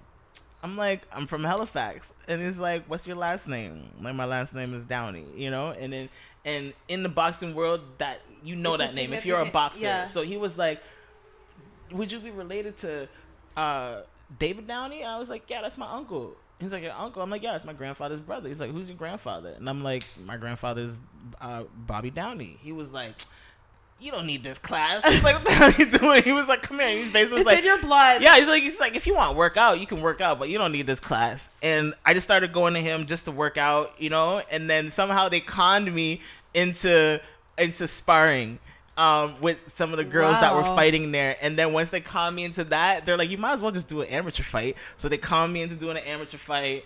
I won. Then they conned me into doing some more fights. Somehow I became an amateur boxer. So you like low key did become a star for like a hot minute. I guess. I low key was like, I somehow became an amateur boxer for a minute. And then they really were trying to push me to go pro, but I was like, like, first of all, I was like, no diss, but women boxers don't make nearly enough money for me. Yeah. I was like, I'm sorry, they don't treat them girls good at all, which, you know, a lot of there's, you know, gender equality in pay in sports is a thing. And I'm not trying to compare, say that they can fight the man or anything like that, but the amount of money that they make is trash. And I was like, nah, they don't make enough money for me. Sorry. I'm better off. Hashtag direct or die. Yeah, no, I was like, and I told her, and I was like, and I'm about that film. Like film is my passion. And I was just like, I like my face. You know what I mean? Yeah, that's a hard no. And I was like, it's hard enough for me being a woman as a director on set, you know, trying to get a crew of men to listen to me. How am I gonna let them listen to me when I'm walking in with black eyes and stuff like that? You know what I mean? I was like, nah, I'm just like, film is my passion. You know, I could have been an athlete, but it was I was meant to be a storyteller. I was meant to be a filmmaker. You know, because I've had so many opportunities to take different paths in lives, but it's always steered me right back in this path. Yeah I just wanted to touch on it because like I know I have the opportunity to know some of these things about you just because we're friends and we talk all the time, but you know, I don't know if a lot of people know all of these things about you because there's so many, like, you're so multifaceted, there's so many layers to you, and it seems like every one of your layers comes with a story, but it's exactly what you said. Everything like steers back to who you are as a filmmaker and a storyteller. Because it's storytelling. I mean, look at me. I'm built like an athlete. Yeah. So in all honesty, I'm supposed to like do pad work with Cazhhmere, and I'm terrified. When I was like 7, people used to be like, "Do you work out?" And I'm like, "I'm 7." Like, where? What gym membership am I getting? You're I'm just 7. Swinging kettlebells. You in know, the backyard. I guess. Yeah. Like I was again. Like my family's DNA is like we're all kind of built like that. Like we all could be athletes, but I do have a pretty athletic body. Again, it's just like with storytelling, it's like I could not be athletic even if I tried. Yeah. I'm not that. I'm the opposite. But I'm here to help you. I know. Okay, so this is going to like spiral in a little bit of a different direction, but just knowing you and knowing your personality, and then we were just talking, you kind of touched on like, you know, people taking you seriously in the industry, which I know can be really challenging in general, in Toronto, as a female, you know, making a name for yourself. Toronto is a very, for lack of a better word, cliquey network. You know, you got to be in or you're not in kind of thing. And like, you could be in, but there's like a secondary in, and it's a very interesting world. But, you know, I spun off your direct or die slogan or your mantra really. But the word direct, and just myself knowing you are a very authentic, direct person. And, you know, when it comes to this business, how do you think being that type of person is portrayed or received, or, you know, like what's the tone of a room when you are that type of person, when you're in this industry? I mean, most of my, like, I don't really do music videos too much anymore, but, you know, at the height of my music video career, I predominantly did like urban music videos, you know, and at the time I was pretty much doing music videos for everyone else who's who in the Toronto urban music scene. And apparently the word on the streets is that I was known as, Cazhhmere is a bitch. And I'm like, okay, I'm a pretty nice person. Like, I'm pretty cool and chill. Like, we turn up, we have like, you know what I mean? And I'm like, well, who's saying this? And it's like all these people, but you know, I didn't care. You know what I mean? Yeah, but I knew what people were. It's, first of all, it's a bunch of men. Yeah. Okay, it's a bunch of black men mostly, and what they mean to say is that Cazhhmere doesn't play. Like, and I'm like, why? Because I do good at my job. Because when they see me on set, I know how to direct and control and maintain order on my set, and I don't waste time. You know what I mean? Like, I'm focused, and so I'm about getting shit done. And you know, it's urban music videos, it's rap videos, there's a lot of people on set, a lot of I've been on those sets. It's a hot mess sometimes. And you've seen it. And I'm not afraid to tell everybody, shut the fuck up, because I'm trying to shoot a shot right now. And if you're not me, you don't need to be speaking. And if I don't get this shot, it's on me and nobody else. Yeah, exactly. And that's what I say. And I go, because if the video don't turn out dope, who they gonna blame? Me. Exactly. Because it say directed by Cazhhmere on there, and you think I'm gonna let anybody get in the way of that? Nah. You know? So if that's what equates to Cazhhmere as a bitch, I was like, I don't care, because at the end of the day, aren't y'all still coming to me for your videos? So that's you problem. You know what I mean? But yeah, that's what were we talking about again? Being a direct person. Being a direct person. Yeah, but that's that. Oh yeah, so that's the perception that got equated with being a bitch. That got equated. Yeah, that's what people would equate that to. And I would just say when people, I would tell people, I'm like, that don't bother me, because literally that's just a bunch of men that don't know how to use their words. What they're really trying to say is that they're not used to a woman not backing down, being assertive, not backing down to them. I've had, like, you know, our good friend Harvey Stripes, that's my dog, you know what I mean, that's my homie. People will say, you ask Harvey, he's like, Cash, that's my sister, you know what I mean. But we had our journey. Toe to toe, yeah. We had our journey, but in that is why, like, we made some great stuff. Like, we put on for the city. We done videos that, like, in ways that people in Toronto had never seen before. You know what I mean? And to get to that point, like, I remember, after we did the video, it's him and Juicy J, Dolly on that Molly, and we were filming in Niagara. And then after the shoot, we went to the strip club. We having a drink or whatever. And he was like, Kaz, you know what? He's like, I fucks with you heavy. And he's like, I get it. And he even said, he's like, it's not easy dealing with a bunch of niggas. You know what I mean? Yeah. And he's like, and you hold it down, you know? And he's like, I'm not going to lie. The first time he saw me, I was shooting a video for A Game. And he was coming through to make a cameo. And it was a loft party scene we're doing at the time. And a lot of people, you know how it gets, it's hard to control a lot of people, noise and all that stuff, but I need my crew to hear me. And Harvey just happened to walk in at a time where I was trying to get my crew to hear the direction of what we're going to do with the scene, but everyone was making noise. And he walks in right as I'm basically telling everybody, shut the fuck up. Yep. Because I need to work. I understand y'all are here and you're having fun, but this is actual work for us. And we all here to give A Game a good video. In order to do that, I need y'all to shut the fuck up so that my crew can hear what I'm saying so that we can get this scene done. Yeah. And Harvey was like, he walks in to see that, and he was like, he's like, who the fuck gave her the crown? And I'm like, and I laugh, right? But he's like, you know, but again, he's still, and we hadn't worked together yet. But who'd he call for his next video? With him featuring Lloyd. Yeah. Me. You know what I mean? Because he saw the video and he's like, I get it. And he was like, and I respected that. And that's why me and Harvey are like brother and sister to this day, because even he at one point, he was like, I get it, you know? And Harvey understood it. But most of the guys don't. That's why the only words that they can get out of that is, Cazhhmere's a bitch. She's a bitch, yeah. I find that to be the case in a lot of situations, in a lot of industries, in a lot of realms. When a woman is a very assertive or direct woman, that's often stigmatized as that, unfortunately. But for people who are, you know, able to process that in a different way, they can see what the outcome of that is. You know, someone who's direct is getting shit done and getting their business done. You know, it's funny because doing my events and having a small crew that works with me on some of the weddings and events I do, it's hard because I want to give opportunity sometimes to new people to have exposure to work with me on certain things, but sometimes I have to factor in the fact that I am very direct when I'm working. So I'm about my business, and I just want to tell people, go there, do this, listen to me, be here, pick up that, whatever. And it's hard because if you are a direct person, especially when you're in pursuit of the thing that you're focused on, you can offend some people because, you know, you're not playing into their sensitivities. You're getting your shit done. So I can totally envision what it's like. I mean, I've been on a set, so I've definitely seen it. And but I had to, because I wouldn't be where I am today.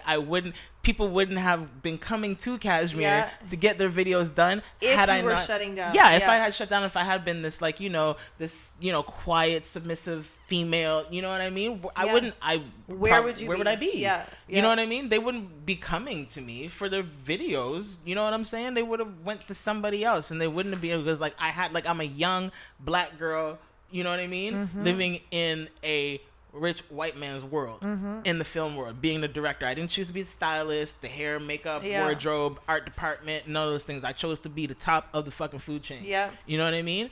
And that's not easy, you know, and you don't get to be the top of the food chain, especially being the director. The word direct is in the title. Yeah. Direct. You're telling people what the fuck to do. Yeah, exactly. You know what I mean? And it's just like, what do you expect? Like, that's director. The job is to direct people and everything which means happening. I gotta tell you what to do. Yeah, you know what I'm saying? People are not gonna listen to me if I'm not assertive, if I don't mean, if I'm like, I think maybe I want you to stand over there and do this, you know what I mean? Yeah. I'm like, no, this is what we're doing, you know, so on and so forth. How does that play into your personal life, being such a direct person? I spun that on you. I asked that because you and I have a fun relationship because I'm like the softy one in this relationship and you're such a direct person. But I come to you for that directness. For sure. Because sometimes you need that balance. You can't have everybody. It's funny because Maria and I spoke about this on episode 3 and the soaking it all up and all of that, and we talked about having a circle around you and the people that feed into you, and you don't always need to hear the soft sweet shit. Sometimes you need the direct honesty, because how will that elevate you? My friends know, listen, don't come to me if you don't want to hear the truth. This is a fact. That's plain and simple. And I tell you the truth because I love you. You know what I mean? Like, why would I want to lie to you? You know? Again, I'm very blunt. I'm very direct. You know, whether it's work, it's who I am. You know what I mean? I am my mother's child. If you know my mother, you would understand that. It can be. So here's the thing. A learning thing for me, and even in working in film, it's like I have this, like I said, look at me. I'm built like an athlete. I have this aggressiveness to me that's just natural. I am the exact opposite of that on the inside. You know what I mean? But there's this exterior that leads. And even on set, like, I don't like to be asked questions and stuff, but I realize, like, I'm the director. People gonna ask me questions. You know? And I would just have this tone about it, and I've worked on it. Like my best friend, Caitlin, Caitlin Wright, shout out to Caitlin Wright, shout out to Kaish.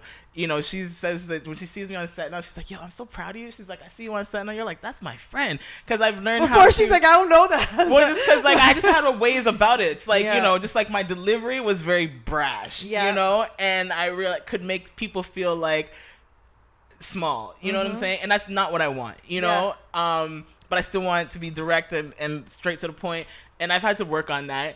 In my work life and in my personal life, just in general. I mean, but again, like I said, if you know my mother, you'd understand, like, where it comes from. It's just my mom's a military brat. She was raised on an army base. So I just tell people, I'm like, listen, in the military, there's no bedside manner with that.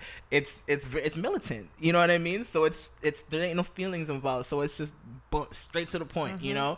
And I was raised under that. I was raised by my mother and my grandfather, you know, and her dad, he was the military man. So it's taken some reprogramming to find a balance of that. But what I like is, and what I appreciate that, you know, what my friends will say is that, you know, they appreciate that about me. That's what my friends come to me for. The essence of you. I'm a good listener.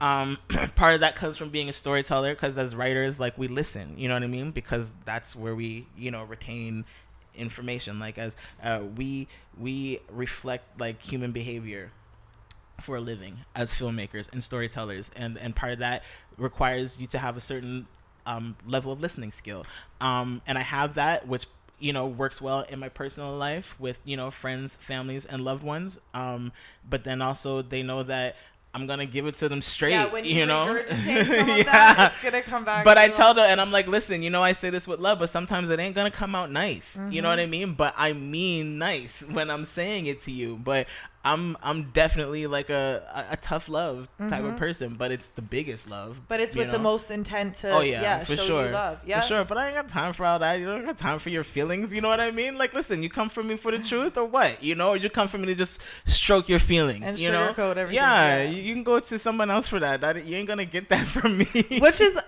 in all reality, it's kind of ironic because you create stories and, like, finesse something into this, like, beautiful storyline or a film or, you know, a project or whatever, but yet in your communication style you're just like, there is no story here. This is just A, B, and C.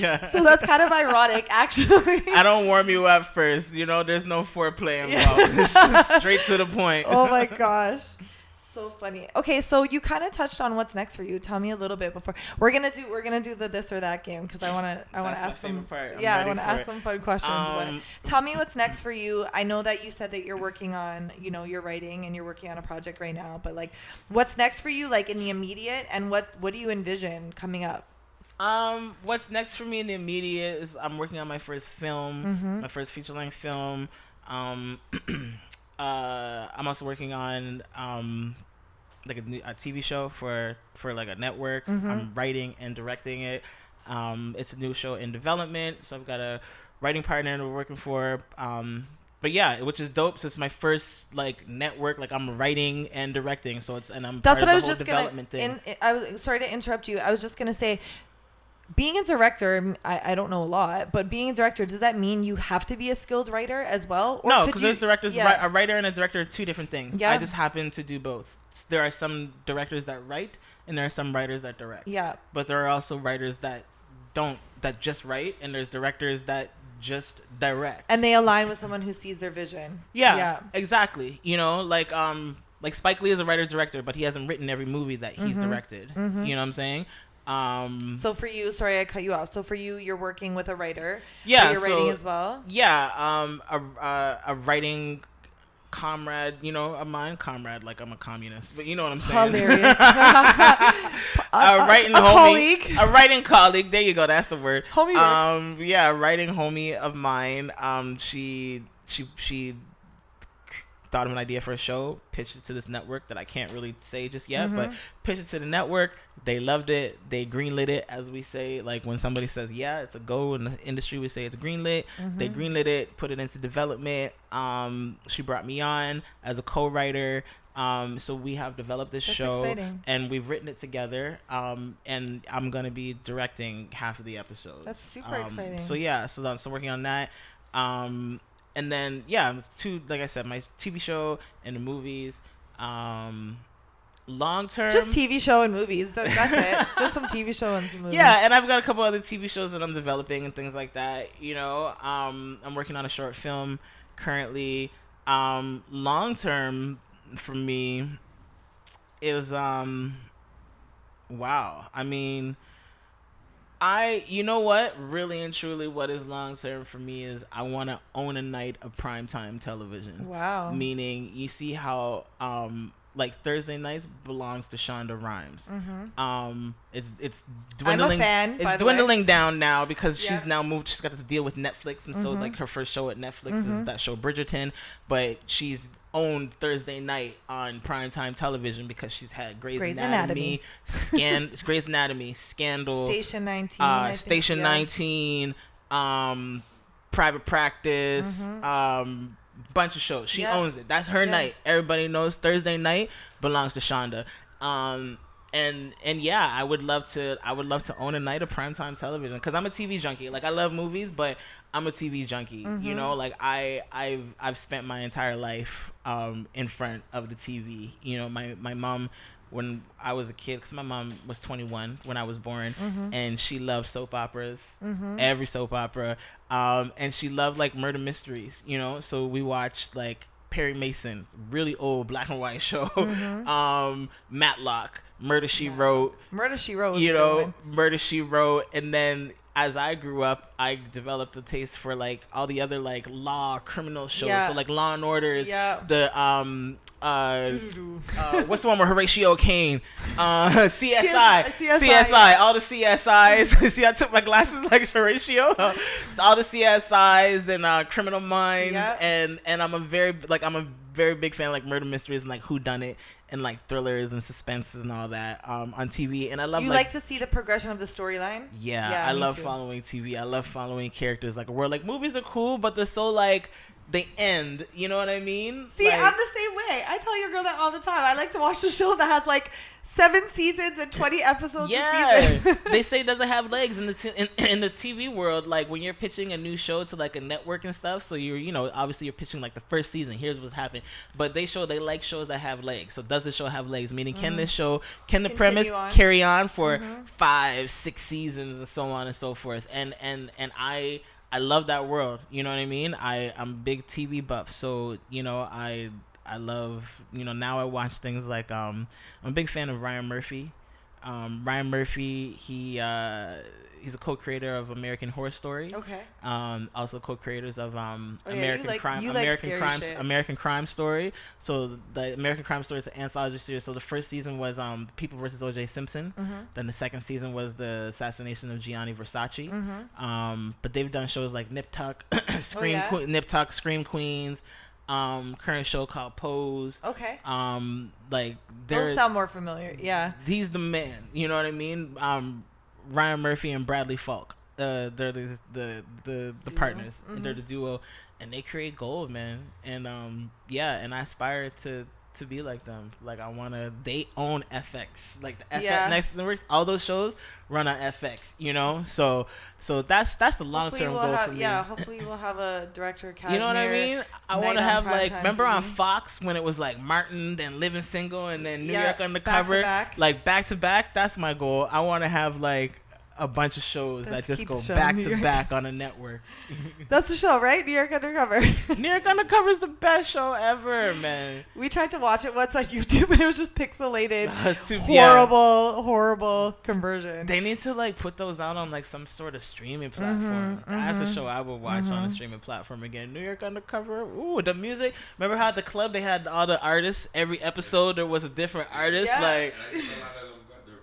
Oh yeah, what do you mean? He was committed one day to trying to watch it, and it was just not working out. We just had to basically listen to it because it was just blurry.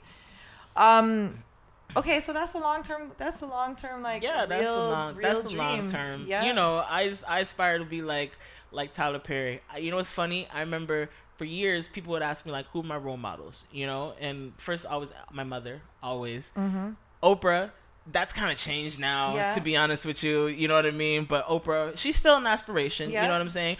And Tyler Perry and Spike Lee. But people would always laugh at Tyler Perry. And I'm like, why is that even funny? And I'm like, because, you know, people laugh at the Medea movies. They don't take it seriously. And I'm like, Tyler Perry is a black man that wrote plays while he was homeless in his car. And then now those plays are turned into movies, into shows and movies. He turned those plays into movies, and that is a black man. And then puts himself into these movies and plays various characters. He went from being homeless in his car to he owns a whole studio lot. Like it's got its own postal code. He's got a street named. It's got its own street. It's got its own postal code because it's a large body of land where he not only is shooting his movies, but it's a movie like just like the Universal Studios lot in LA. So multiple other people are shooting their movie. People are paying Tyler Perry rent to now shoot their big Hollywood movies on his studio lot.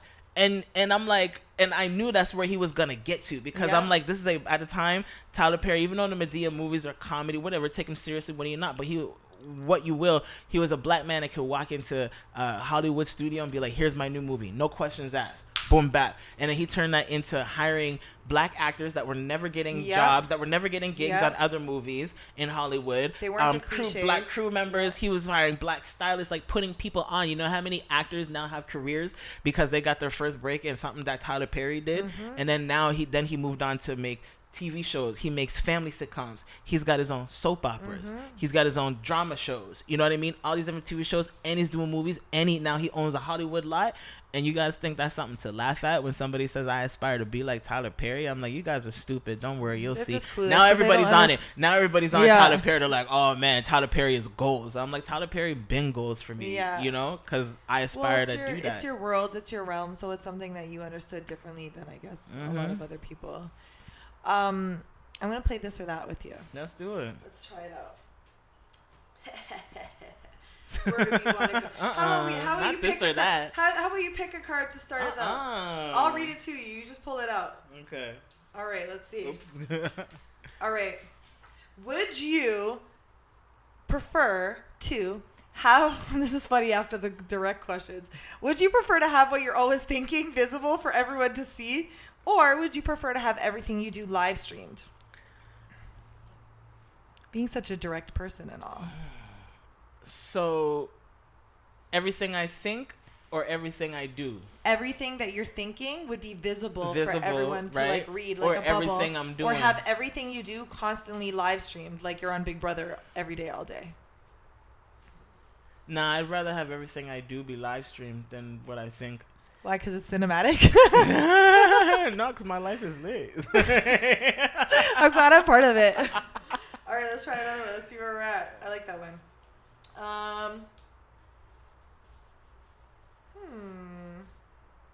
Always be 10 minutes late or always 20 minutes early? Oh, what would I rather or what's real? What's real? Let's talk about what's real. Oh, what's real? Always 10 minutes late. I like the honesty. Yeah, straight up. I'm always like an hour late. And my reason is what? I'm a director. Aren't we supposed to be late? I can say I can do that. She still needs to have an element of that superstar status, so she has to make an appearance 10 minutes late. Yeah, yeah. Okay, would you rather give up music for a month or give up fitness for a month? Give up fitness for a month. Wow. Surprises me actually because you've been so hardcore with it. I can't give up music constantly plays in my head. My girl knows this. I'm like my brain is legit a like human jukebox. This is interesting. But it's the jukebox, you know, like especially in horror films, is that weird jukebox that's broken. Like nobody put a quarter in. It's just constantly playing. And then a creepy it's song. It's just playing songs. Yeah. Yeah, and it's a different song every day. Like random ass songs. I don't get it. Like lately I've been singing that TikTok song in my head. Which one? In the gym tonight. Workout blank.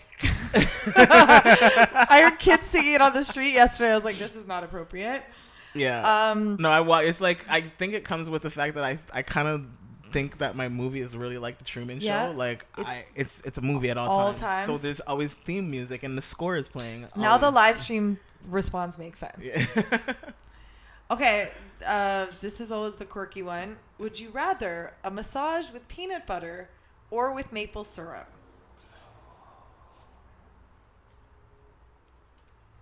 Peanut butter. Why? It's smoother.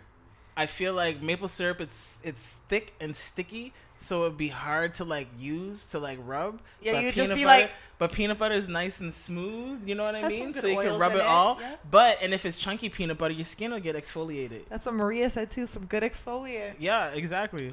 Very, very clever.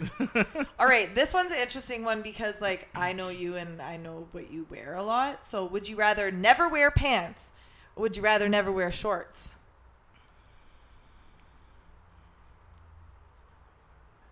I feel like you live in shorts. I'd probably say never wear pants. Yeah. Yeah. Yeah, you live in shorts. Yeah. All right, let's see if I have one more that is like a really good Cazhhmere question. Sorry. Cazhhmere's in her. So everybody who's listening would have no idea. 8.9 seconds left, and it's a 2-point watching game. The basketball game while we're recording because that's how much she loves athleticism. Okay, this one's a good one. This one's all. Let's keep going though. Yeah. All things Cazhhmere. Would you go back 100 years or go forward 100 years? Oh, definitely not. I'd be a slave. Definitely not. She's like, I respect you, my 8 generations of Canadian family, but I'm not coming for you. Nah, I'm not trying to be a slave. If you go forward, what would you do differently, or what would you try to do?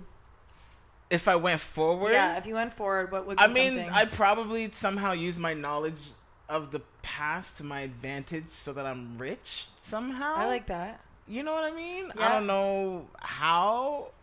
I mean, I guess you like jump ahead in bitcoins. Yeah, like, something exactly. So you know what I mean? Shit, like something. Yeah, I think I would just fast forward. Like I put a bunch of money in Dogecoin and then just fast forward to when it actually makes some money. Something, you know? I don't know, but somehow I would just benefit it to me so that like my life is good. You know? This is literally, I've had this question in this card and I've never asked this one to anyone, but I'm just going to ask it even though we all know the answer. Would you rather be a famous actor or a famous director? I mean, you know what? I'd probably just choose famous director because, I mean, if I'm the director, I could just put myself in the movie. Mm-hmm. Right? You could be Tyler Perry. Yeah. Or Spike Lee. Or Spike Lee. Or Quentin Tarantino. See how they just did that? They're like, I want to be the star sometimes. Yeah. Basically, yeah, sometimes. I don't want to be the star all the time. You know what I mean? But that's something I think I would like to try. Eventually, I'll build up the nerve to like act in one of my own films. I would love to see that. That's the goal. I would love to see that. It's weird though. Would it be weird to I have? think it's so vulnerable, but that's what I think is beautiful about the art of acting. You know, people think acting is easy. It's not. Not at all. Not at all. Okay, quick question. Favorite movie of all time? I have different answers to that. Really? and they're like all over the place.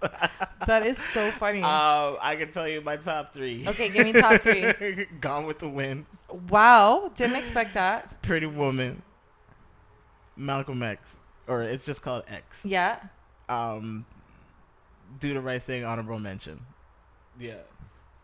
We have it on the wall. So it's like some old white people colonial Classic, shit. Yeah. Then we got Pretty Woman is an amazing movie. It's a fairy tale story. Mm-hmm. You know what I mean? And it's Julia Roberts. Yeah. She's hot. Who doesn't love her? Richard Gere, he's hot. Somehow he was hot even when he was old. Like, and he was young but old in that movie, but somehow still attractive. Yeah, and then Malcolm X. Malcolm X is I love that movie for a number of reasons. One, Malcolm X is a hero of mine. I would say I'm more Malcolm than Martin. Spike Lee is my favorite director ever. Denzel is one of my favorite actors. Angela Bassett is one of my favorite actresses. Like if I could get a movie about my life made, she would play my mom.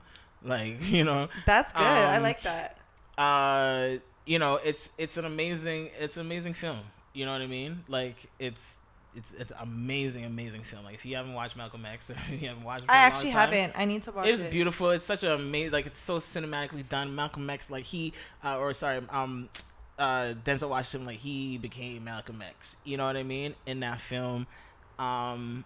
And it's dope because Hollywood, the Jewish people in Hollywood tried everything they could to stop Spike from getting that movie made. Wow. And so much so, like, Spike had to reach out to all his rich black friends, like Magic Johnson, Janet Jackson. Like, he literally reached out to all of them to invest in the movie just so he could get the movie, so he could finish the movie and make it the way he wanted it to be made. You know what I mean? And it was like, yeah, Black Hollywood came together. I was just going to say, look at that. Community came together. Community came together to get that movie made. I would not have expected these answers for, I don't know what I expected you to say, but Gone with the Wind was definitely not up there. My mom is a girly girl. She watches Lifetime, W Network, O Network. Yeah. You know what I mean? All that stuff that's like the target audience is like middle-aged white women, that my mom is watching it. So I don't know why, but I fell in love with that movie when I was a kid. It happened to be on TV one day, and I think I was so amazed at the fact because it's a 4-hour movie, and I just didn't understand how movies could be made that long. My mom was like, yeah. I was like, Mom, they play this in the theaters? And she was like, yeah. And I was so amazed that people would sit in the theater for like 4 hours, like, because it's so like, it's Hollywood, you know? Yeah. And then I knew that is considered like, it's considered the greatest movie of all time in the ranking of Hollywood films. Hattie McDaniel is in it. Hattie McDaniel is the first black person ever to win an Oscar. And I love the history behind that. Even though she's playing a mammy character, they wouldn't even let her accept her award on the Oscar stage. She had to accept it backstage and things like that. They wouldn't even let her sit in the crowd, you know? So it's just a classic movie, you know? It's got classic lines. It's a classic love story. I mean, I'm not mad at it. Mary Poppins is my favorite movie. Mary Poppins is lit, too. Mary Poppins is all that. But yeah, and it's just like, I love the whole grand production of it because it was so big, you know what I mean? Yeah. Like, how they used to make those big, grand Hollywood movies and stuff like that. And that's just, I just love like the old classic Hollywood. There's something so fantastic about it. Like every time I'm in LA, I have to go stay at my mind just drew like I'm having a brain fart. That's okay. What's this, the hotel that Marilyn Monroe died in? Oh my God, I wouldn't even know. Oh my God, my brain is like. You go stay there? Yeah, I have to all the time because it's like it's a piece of history. Oh my God, it'll come to me. No, not the Beverly. And I go to Hollywood Walk of Fame. Like I just love, like I gotta go look at the Hollywood sign because it's Hollywood. I've you know never what been. I'm saying? Like it's yeah, it's just, I love it. I love like all things old Hollywood, so I think that's why Gone with the Wind is one of my favorite movies. We just need to get you your star, so let's get you there. Yeah, I want to get a star in the Hollywood. That shit would be cool, right? That would be so cool. We'll take pictures with a pair of Jordan ones. Yeah, oh hell yeah, with my ones on. What? I'm doing my prison stance. You know? I'm dead at the prison. Listen, please tell everybody where they can stay connected to you, check out your work, any of those things. Plug whatever you like. Yeah. I mean, you can check me out on Instagram. My Instagram is at Cazhh Blanche. You're Canadian. You should know what. So you should know how to spell Blanche. Or if you watch Golden Girls, Blanche. You know what I mean? So, and then my production company, Director Die Filmworks. We have that on Instagram as well. It's, at Director Die Filmworks. Website is launching soon. I'm just always busy creating stuff that I never have time to do those business things. Administrative stuff. All the administrative stuff. And I just, I'll shout out everybody. I'll shout out my family. I want to shout out my amazing girl. She's got a line coming out just now called Swim by Me G. She designs amazing swimwear. All by hand? Yes, all by hand, custom made by hand. And she's really dope at it. And we just launched her Instagram page, swimbyme.g. We're launching her website. Just now. I'm probably gonna be working on it as soon as we get off of this. I love that you're getting her website up and not yours. Yeah, you see, that's dedication. Yeah, it is dedication. But yes, so shouts to Swim by Me G. I love that. I love that we're shouting this out right following the last episode with Betsy and the custom swimwear, because it just shows how important it is for people to feel personalized and feel like they're having something that's about them. So it is. I love it, and I think it's dope. Like, I was like, why would anybody ever want to buy a regular generic swimsuit ever again? I'm like, that's basic. You know what I mean? We don't do basic around here. And she definitely don't do basic. These swimwears will blow your mind away. Me, if you follow me on Instagram, I'm all about I support family two things. Friends. I support family. I support my friends. So I support all things black. So I'm all about supporting black business. So again, Swim by Me G. Then we got my cousin. We got Bay Inspired. Bay is a clothing line. Bay stands for Before Anyone Else. Right? So love yourself before anyone else. Love your family before anyone else. Love anything like before anyone else. Whatever you feel you got to be put before anyone else, that's what Bay is about. Bay ain't just your boo. It's a black business, and I'm about supporting my friends. So local businesses as well. So Cazhhmere is another custom bodysuits. So it's like she's just got like reworked bodysuits. pieces. That's what it is. It's reworked bodysuits. So Cazhhmere, my friend Caitlin Wright, got a dope line out. I love it. Black business, get fresh, because I only wears get fresh. You know what I'm saying? Because I'm all about my friends and my family, and I always say, like, I could wear designer, I could buy designer, but my friends are designers. So, I love it. And of course, I got to shout out 818 Conversate Events Experience. 818 everything 818. I know those numbers I own are 818. embedded. Yes, she owns owns 818s. And I gotta shout out my fam, Pierre. He's in the background. NoHustleNoLife.com. You already know what it is. That's my guy. I call him Pierre because he be with the cigar like it's Pierre. He got the fresh lineup and shit today, so he had to get fresh for this podcast episode, even though he's behind the scenes. I have my Bay inspired sweater. I should have worn my Bay inspired. Yeah, I know. I usually would have my Bay mask on. Yeah, but today somehow you and I color coordinated today. I love it. We've got the blush and like what is this? Is this monochromatic? It's very Kanye-ish. Yeah, it's very Kanye tones right now. Like the pastels? Pastels, and stuff, right? Yeah. I have my essentials gear on today. I'm not mad at it. But does that mean we're dressed like homeless people? No, because we don't have holes in all of our clothes. True, but that's what my girl, she says. She's like, Kanye steals all his drip from the homeless people. He just goes to like Skid Row in LA and sees what they're all wearing, and I'm dead. And then goes make that. It's pretty accurate. It's accurate, isn't it? Yeah. And then puts Kylie and Kendall in, and it's like walk the runway. Exactly. And no diss to homeless people, because homelessness is a real problem. I know. You know what I mean? Like I said, apparently they're trendsetters. Tyler Perry was homeless in his car, Yeah. So it's important that you don't forget about people like that. But that's a whole conversation. Toronto and homelessness. Oh yeah, big deal. They're still hating on those people that are building tents for homeless people and stuff. I mean, I think it's a very mixed response conversation from people.